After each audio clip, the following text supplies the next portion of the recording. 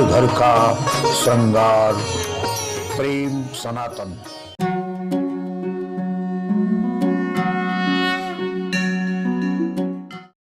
देखो मेरे खजाने में कितना दौलत है।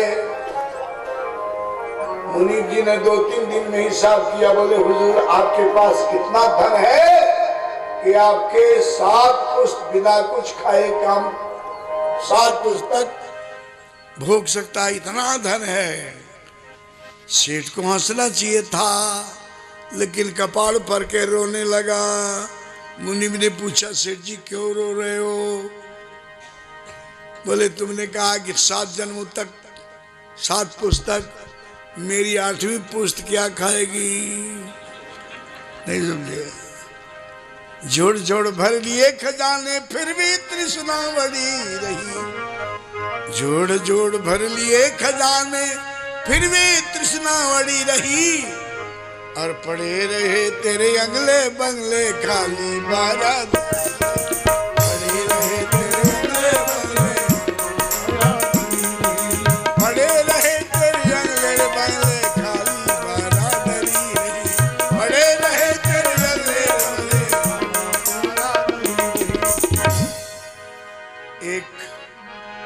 पहन पोशाक बांध कर साफा गद्दी पर जब सेठ गया।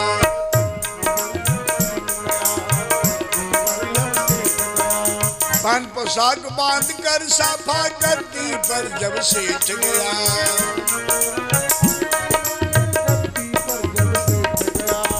जाते ही एक चक्कर आया, सेठ थले पर लेट गया। चक्कर आया,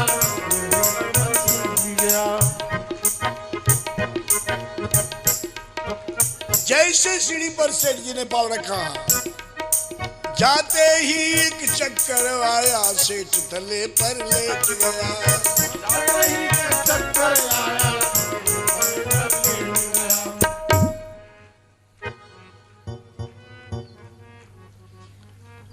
पैंट पोशाक बांधकर साफा गद्दी पर जब सेठ गया। जाते ही चक्कर आया, सेठ थले पर पड़े रहे तेरे आते खाते कलम कान में टंगी रही। और पड़े रहे तेरे अगले बंगले खाली बारात।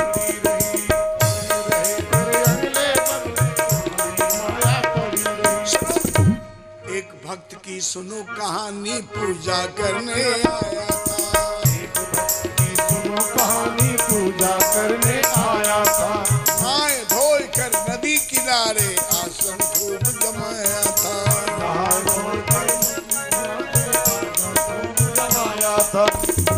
काल गुलेल लगा पीछे से, काल गुलेल लगा पीछे से, हाथ में माला पड़ी रही। धरे रहे तेरे अगले बगले काली बारात।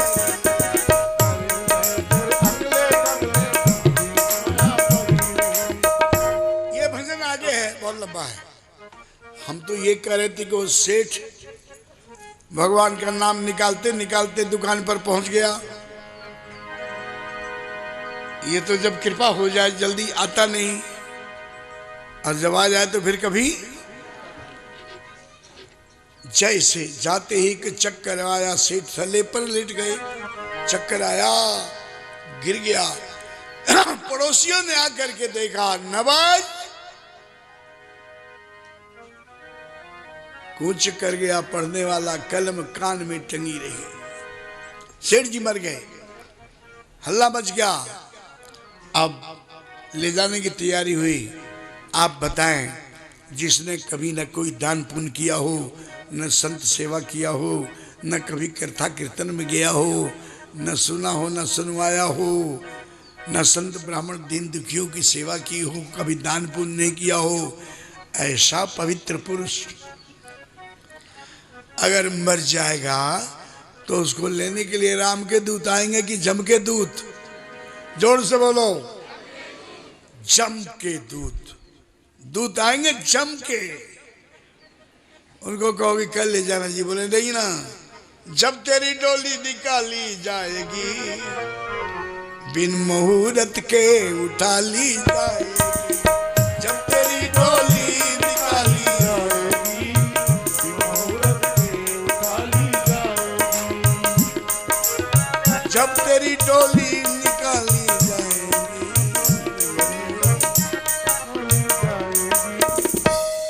उन हकीमों से कहो यूं बोलकर जो करते थे दावा किताबें खोलकर, ये नुस्खा हरगिज न खाली जाएगी, कब? जब तेरी डोली निकाली जाएगी, जब तेरी डोली निकाली जाएगी। ये भी भजन लंबा है। मैं तो ये कह रहा हूं कि बिन मुहूर्त के उठा ली जाएगी। लोग जब अपने मरने वालों की कहानी सुनाते हैं तो ये कहते कि अचानक, थोड़ी देर तक तो बिल्कुल ठीक थे, अचानक, ये तो साहब अचानक ही होता है। ये प्रोग्राम बना कर नहीं होता कि मैं कल मरने वाला हूं, तुम लोग सब आ जाना ना। ये तो चाबी उसके पास है, कब फुक हवा खत्म, श्री राम जय राम। और आप पूछते भी तो नहीं है ना, पंडित से पूछते हैं घर में जाने का मुहूर्त, शादी का मुहूर्त, बच्चे के नाम रखने का मुहूर्त वगैरह वगैरह। आज तक मुझे विश्व में कोई नहीं मिला जो किसी से पूछे कि कोई बढ़िया मुहूर्त बताइए, मुझे मरना है। मरने का तो कोई मुहूर्त पूछता ही नहीं। बिन मुहूर्त के उठा ली जाएगी। अब रामदूत और जमदूत आते हैं, जम के बोले लेके जाऊंगा, डेट चेंज नहीं हो सकता। जैसे जमदूत उस सेठ को लेकर के चले, इतने में भगवान के 4 पार्षद दूत दौड़े हुए आए और वो उठा ही रहे थे। बोले रखो इसको नीचे। लाश रख दी गई। जमदूतों ने देखा, बोले तो बड़े कोर्ट के पार्षद आ रहे हैं। रामदूतों ने डांटते हुए कहा कि जमदूत छोड़ दो इसको, इस पर हमारा हक है।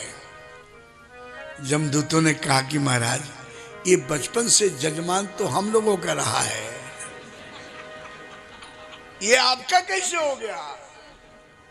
इसने जितनी भी तैयारी किया है हम लोगों के यहाँ रहने के लिए, हमने नर्क में इसके लिए बढ़िया बढ़िया इंतजाम कर रखा है, सारा हिसाब किताब होगा। कितना तूने झूठ बोला है, कितना धोखा दिया है, कितना ईर्ष्या किया है, कितना निंदा किया है, कितना चुगली किया है, कितना चोरी किया है, कितना बुरा किया है। एक एक खाता चित्रगुप्त घूम रहे हैं हमारे भगवान की जो सीआईडी है ना, जिसका चित्रगुप्त है, वो चित्रगुप्त हमारे हर सांस के कार्यक्रम नोट कर रहा है।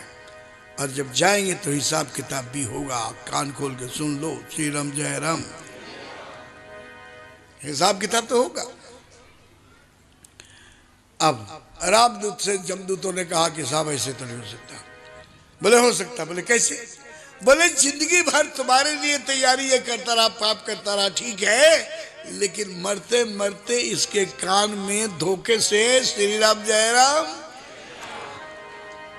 पंडित जी कथा कर रहे थे, इसके कान में धोखे से नाम पड़ गया, इसलिए अंतमति सोई गति। जमदूतों ने कहा कि हम नहीं मानेंगे, न्यायाधीश के पास चलो। हर मरने वाला एक चौराहे पर पहुंचता है, सब लोग पहुंचते हैं, और वहां 4 रास्ते हैं। एक तो स्वर्ग, नरक, अनुराग, विरागा, ये 4 रास्ते हैं। एक रास्ता जाता है स्वर्ग को, एक जाता है नरक को, एक जाता है आसक्ति, बार बार जन्म मृत्यु, और एक मोक्ष को। और वहां एक बूढ़े बाबा बैठे हैं, उनका नाम धर्मराज। जल्दी बोलो क्या? और उनके सीआईडी घूम रहे हैं, सबके दिलों। देखो सीआईडी वही होता है ना जो अपने साथ आसपास बैठा और अपने को पता न चले। तो ये सीआईडी, इनका नाम चित्रगुप्त है मेरे में, लेकिन उनका चित्रगुप्त है, पता नहीं चलता। वो सब गुप्त रूप में सब लिख रहे हैं और सब पोथी पहुंच रही है पाई। ये रामदूत जमदूत ले जाकर के धर्मराज के पास पहुंचा दिए। कहो भाई आप दोनों विपक्षी है एक साथ। जमदूतों ने कहा कि महाराज ये हमारा भक्त है, और ये आए तो ये कहते हैं हमारा भक्त है। जिंदगी भर की कमाई एक तरफ। धर्मराज से रामदूतों ने कहा कि महाराज इसके कान में भगवान का नाम पड़ गया है अंत में, तो अंतमती सोई गति होती है ना। उन्होंने कहा ठहरो, पहले इसका खाता खोलने दो।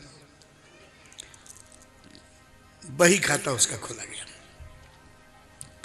सेठ समझ गया कि अगर खाता खुल गया तो अपना बेड़ा गर्क है, करनी खराब है।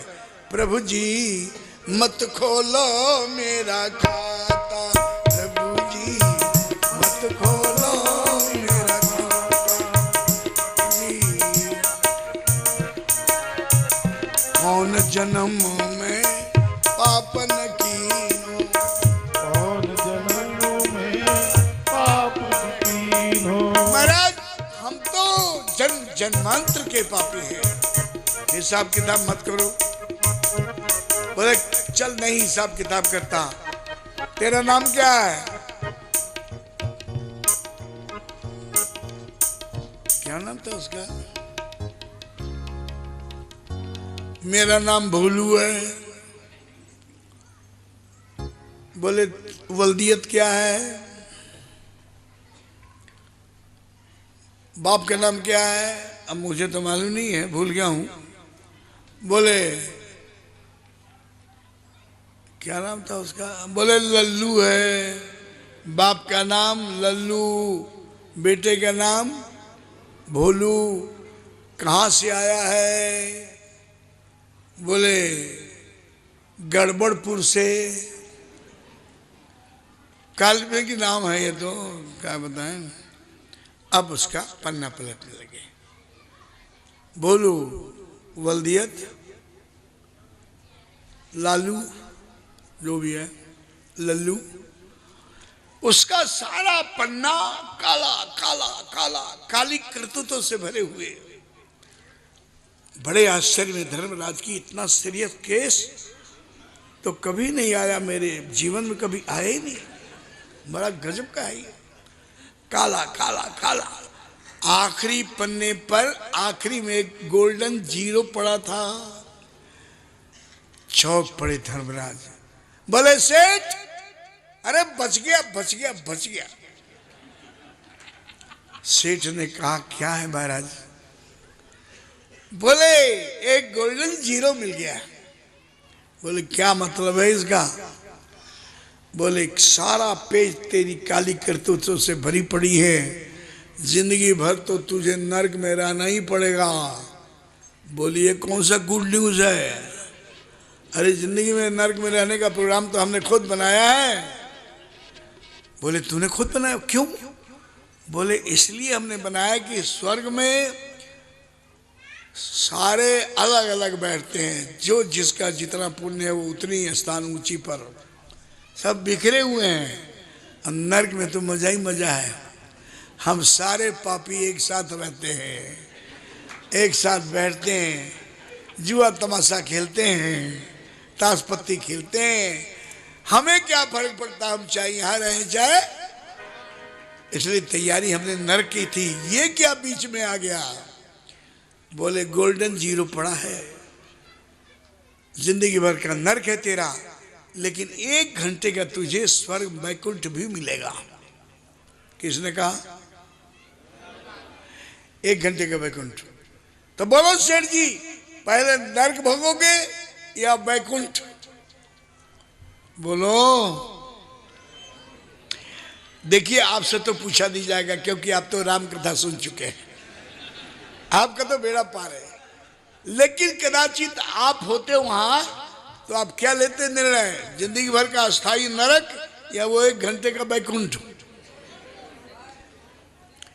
क्या चाहिए सेठ? बोले देखिए महाराज, मैं तो बनिया आदमी हूं, जिसमें लाभ हो, श्री राम जय राम, नरक हो या स्वर्ग हो, जहां 4 पैसे की आमदनी हो जगह आप बता दीजिए, काम चलना चाहिए अपना। श्री राम जय राम। अरे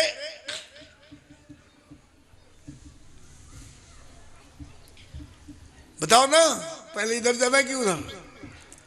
सेठ ने कहा सुनिए धर्मराज जी, ये नरक वो तो अपना परमानेंट अस्थाई स्थान है, आप ये 1 घंटे वाला बैकुंठ वाला काम निपटा दो, नहीं तो हर रन में धुक धुक धुक धुक लगी रहेगी, बैकुंठ नहीं देखा बैकुंठ। ये 1 घंटे वाला रौला खत्म करो, फिर आराम से हम नरक में रहेंगे। बोले ठीक। ऐ जमदूतों, रामदूतों के साथ जाओ और स्वर्ग के दरवाजे पर तुम लोग खड़ा रहना। रामदूतों ठीक 1 घंटा इस सेठ को बैकुंठ यात्रा करा करके टाइम से इनको दे देना। फैसला हो गया।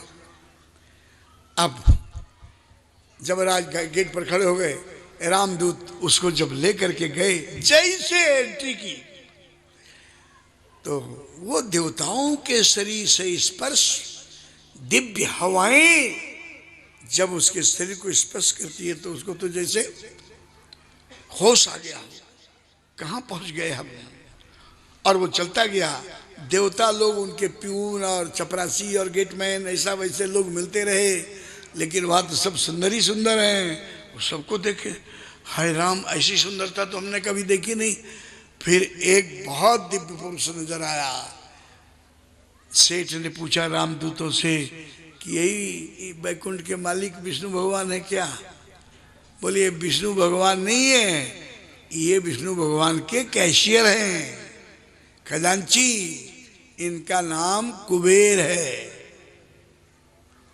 उसने कहा है जिसका नौकर इतना सुंदर है, इतना दिव्य है, वो कैसा होगा? भैया जरा जल्दी जल्दी चलो। इतने में दूसरा आया, बोले महाराज ये है विष्णु भगवान? बोले नहीं ना, ये वरुण देवता हैं, ये वाटर सप्लायर, जल विभाग के अध्यक्ष हैं ये। और आगे पहुंचे, बोले ये कौन है?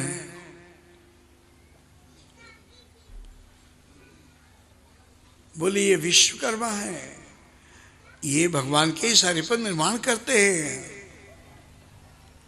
चलता गया, देखता गया, जहां जाए मन ताहि लुभाई। सेठ ने कहा कि जिसके नौकर चाकरों के घर इतने सुंदर हैं, नौकर चाकर इतने अच्छे हैं, वो कैसा होगा? अरे भाई रामदूतो, क्या बजा है? मेरा अब समय कितना बाकी है? बोले केवल 5 मिनट। बोले अरे तुमने मेरा 55 मिनट ऐसे ही इधर उधर घुमा करके खत्म कर दिया, भगवान के पास नहीं ले चला। बोले मैं कैसे ले जाता, तू तो जहां जाता वहीं चिपक जाता है, तेरा जी नहीं भरता। बोले बस अब कुछ नहीं, मुझे सीधे बैकुंठनाथ के पास ले चलो। इस 5 मिनट का मैं सदुपयोग कर लूं। बोले ठीक है, पैदल चलेंगे तो बहुत टाइम लगेगा, आंख बंद करो। सेठ ने आंखें बंद की, जरा देर में तो मिलता है वो।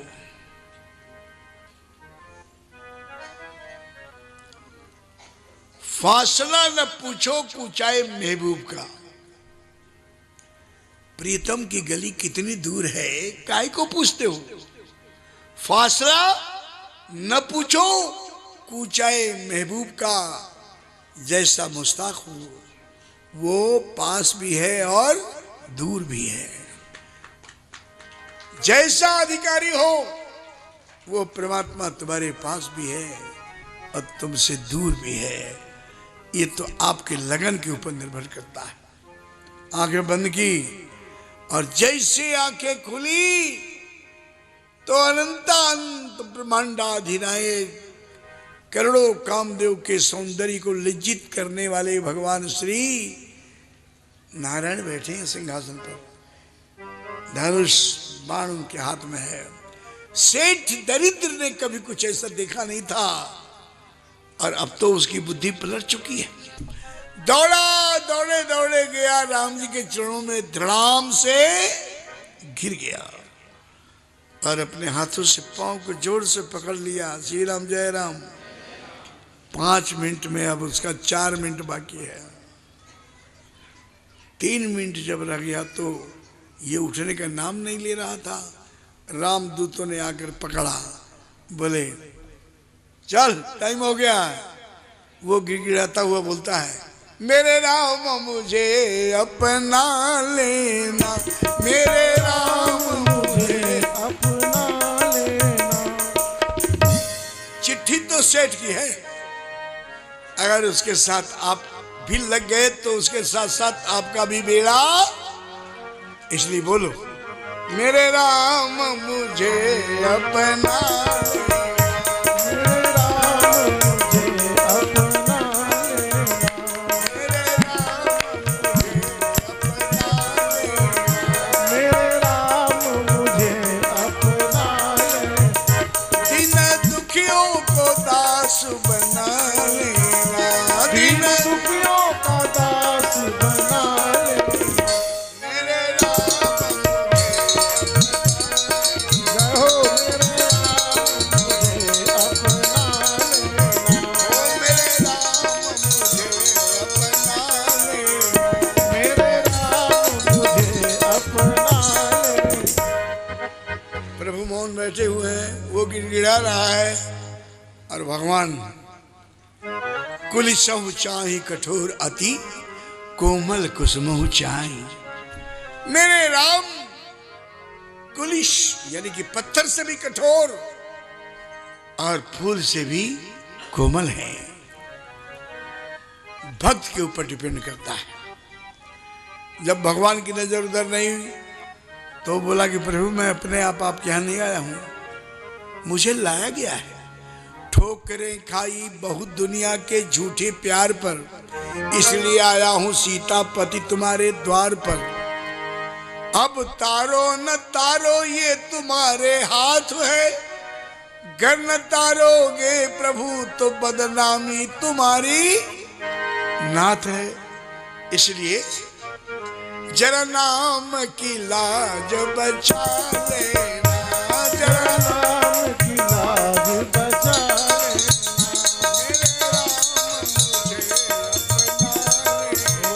मेरे राम मुझे अपना लेना। मेरे राम अपना लेना। फिर भी भगवान का नजर नहीं पड़ा। श्री राम जय राम। तो कहा कि भगवान दुनिया में सबसे बड़ा पापी मैं नहीं आया, मेरे से पहले भी लोग आ गए। गिद्ध, अधम, खग, आमिष भोगी, सड़ा हुआ साल साल भर 6-6 महीने का सड़ा हुआ मांस खाने वाला गिद्ध को आपने तार दिया। गिद्ध गणिका गज अजामिल की खबर ली आपने और भक्ति द्वारा भक्तों को पार लगाया आपने। भक्त कितने आप पर, आप कितने भक्त कितने आप पर अपनी जीवन निछावर कर गए। नाम लेकर आपका पापी हजारों, अरे उन्हीं अधमों में हमको मिला ले, उन्हीं अधमों में हमको मिला लेना। उन्हीं अधमों में हमको मिला लेना। उन्हीं अधमों में हमको मिला लेना। मेरे राम मुझे अपना लेना। मेरे राम मुझे अपना लेना। भगवान की नजर फिर भी नहीं हुई। बोले भगवान घबराइए नहीं, ये मेरी फाइल है, हजारों अर्जियां दरख्वास्त पेश कर दी है, दरख्वास्त पेश करती है, हजारों अर्जियां दरख्वास्त पेश कर दी है। उन्हीं में पापों के मिसलें भी साथ धर दी है। हुजूर जल्द मुकदमे की तस्बीह कर दो, है मुंसफी जब दास को रिहा कर दो। मेरी अर्जी पे मर्जी दिखा दे, मेरी अर्जी पे मर्जी दिखा दे।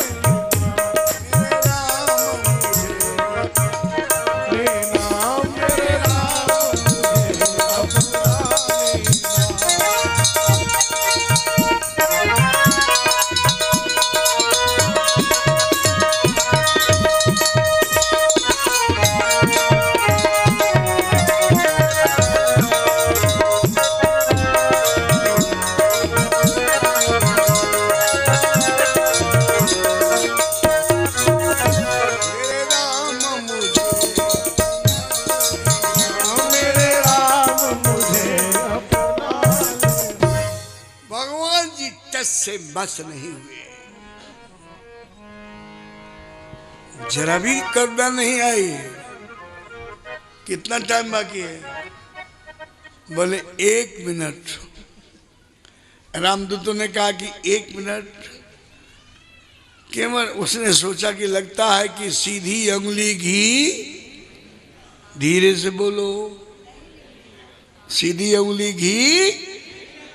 वो सेठ लाला था, लाला, ला ला, नहीं समझे? ला ला ला, या यूं कहो कि ला ला ला मतलब कानून। सारी दुनिया वकील मजिस्ट्रेट तो कानून पढ़े, हम तो डबल ला है। हमारा भेद पाना कोई आसान है क्या? श्री राम जय राम। भैया कोई लाला खराब मत मानना, ये किस्से कहानियों में भगत का हुआ, पंडित जी का हुआ, स्वामी जी का हुआ, इन्हीं का चलता है। चलता उन्हीं लोगों का है जो कुछ हैं, जो कुछ है ही नहीं उनका क्या चलेगा। श्री राम जय राम। सेठ ने फॉर्मूला 2 नंबर निकाला, उठ के खड़ा हो गया, कुर्ता झाड़ता झूरता, बोले रख लो अपनी दया वया, मुझे आपकी दया की जरूरत नहीं है, मेरा हिसाब किताब कीजिए। कौन बोला? अब राम जी भी चौके, जो अभी तक निष्ठुर बने बैठे थे ना। उसने, भगवान ने देखा कि अभी तो ये रो रहा था, गिड़गिड़ा रहा था, और अब कुर्ता झाड़ के खड़ा हो रहा जैसे लड़ाई करेगा। राम जी ने पूछा, सेठ जी क्या बात है? सेठ खुश हो गया, बोले फार्मूला नंबर 2 काम कर गया। भगवान से बोला सेठ, बोले राम जी मुझे अब आपकी दया वया नहीं चाहिए, बस मेरा हिसाब कर दो। बोले काहे का? राम मेरे घर का किराया भर दो, भर दो मेरे घर का किराया भर दो, घर का किराया भर दो। राम मेरे घर का किराया भर दो, मेरे घर का किराया भर दो, घर का किराया भर दो, भर दो मेरे घर का किराया भर दो। राम मेरे घर का किराया भर दो, राम मेरे घर का किराया भर दो, राम मेरे घर का किराया भर दो। मैं कब आया था तेरे घर में गड़बड़पुर में रहने के लिए? बोले भगवान जी वो ईंट पत्थर के घर की बात नहीं हो रही है, ये बताओ कि ये हृदय भी घर है कि नहीं? बोले है। बोले क्या आप सबके हृदय रूपी मकान में रहते हो? बोले हाँ। हृदय देशे न अर्जुन तिष्ठति। बोले पापियों के दिल में रहते हो क्या? बोले हाँ। बोले फिर तो आप मेरे भी हृदय रूपी मकान में रहते होंगे। भगवान ने कहा हाँ। बोले ये घर मेरा था, आपके बाबा का नहीं। मेरे घर में बैठे रहे क्या बाबा का घर जान के? मेरे घर में बैठे रहे क्या बाबा का घर जान के? मेरे घर में बैठे रहे क्या बाबा का घर जान के? मेरे घर में बैठे रहे क्या अब तक कुछ भी कहा नहीं, बस बड़ा आपको मान के। अब तक कुछ भी कहा नहीं, बस बड़ा आपका मान के। ए, मेरे घर में बैठे रहे क्या बाबा का घर जान के? अरे अब तक कुछ कहा नहीं, बस बड़ा आपको मान के। किंतु आज हुआ मजबूर बहुत मैं, अब नहीं, आज हुआ मजबूर बहुत मैं, कर्ज अदा सब कर दो मेरे घर का किराया। घर का किराया बोलो, घर का किराया जल्दी जाओ, घर का किराया। आज बोल लो, मौका है। आपके भी हृदय रूपी मकान में वो रहते हैं, हिसाब किताब कर लो। राम मेरे घर का किराया, घर का किराया दे दो।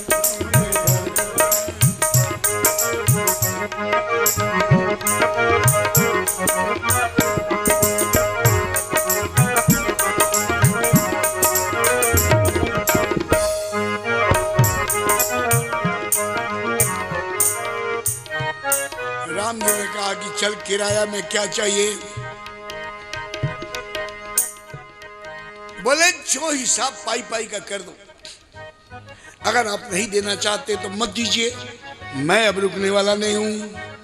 अगर आपने नहीं दिया किराया तो मैं करूंगा नालिश, कोर्ट में नालिश करूंगा, वहां से कुर्की निकलवाऊंगा और आपकी कुर्की कराऊंगा। भगवान मुस्कुराए, मुझे कोर्ट का धौंस दे रहा है। अरे कौन से कोर्ट में ले जाएगा मेरे को? सेठ जी ने कहा कि महाराज बच्चे की दौड़ माँ से बाप तक, बाप से माँ तक। अगर आपने नहीं माना तो सीता माँ की लगी कचहरी, वहां तुम्हें ले जाऊंगा। सीता माँ की लगी कचहरी, वहां तुम्हें ले जाऊंगा। सीता माँ की लगी कचहरी, वहां तुम्हें ले जाऊंगा। सीता माँ की लगी कचहरी, वहां तुम्हें ले जाऊंगा। सीता माँ की लगी कचहरी, वहां तुम्हें ले जाऊंगा। सीता माँ की लगी कचहरी, वहां तुम्हें ले जाऊंगा। सुनो, सीता माँ की लगी कचहरी, वहां तुम्हें ले जाऊंगा। श्री राम जय राम, प्रेम से बोलो श्री राम।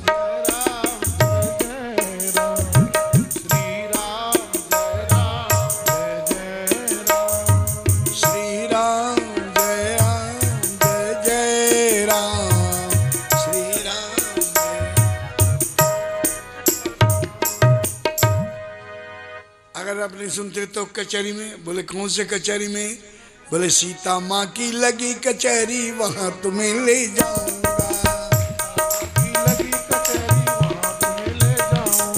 सीता माँ की लगी कचहरी, वहां तुम्हें ले जाऊंगा। सीता माँ की लगी कचहरी, वहां तुम्हें ले जाऊंगा। सीता माँ की लगी कचहरी, वहां तुम्हें ले जाऊंगा। और दया तुम्हारी का ये खजाना सारा कुड़क, भला इसी में राम तुम्हारा। हिसाब किताब करो, भला इसी में राम तुम्हारा, कर्ज अदा सब कर दो मेरे घर का किराया।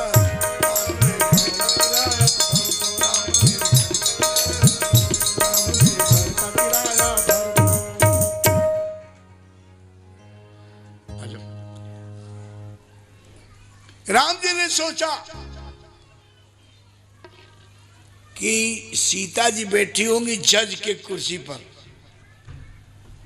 और मैं कटघरे में। सीता माँ की लगी कचहरी, वहां तुम्हें ले जाऊंगा। दया तुम्हारी खाए खजाना सारा कुड़क कराऊंगा।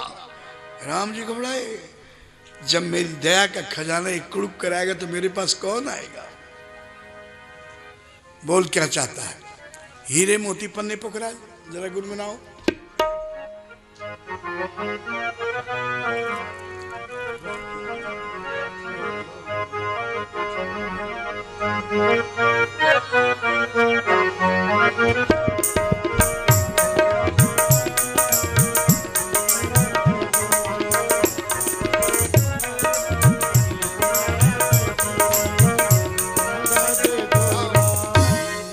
चाहिए? ए, क्या चाहिए? श्री राम जय राम। हीरे मोती पन्ने पुगराज सेठ, जो चाहिए सुन ले जा। बोले ये नहीं चाहिए। हीरे मोती मैं ना चाहूं, चाहूं चरण तुम्हारा। गाओ। हीरे मोती मैं ना मांगू, मांगू एक सहारा।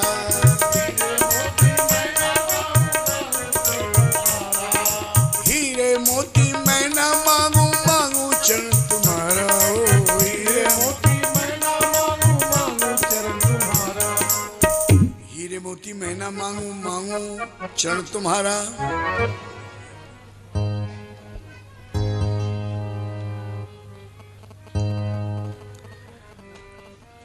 और अगर कुछ देना है तो क्षमाशील संतोष मुझे दो। यदि यह कार्यक्रम आपको अच्छा लगा है तो इसे लाइक कर शेयर जरूर करें।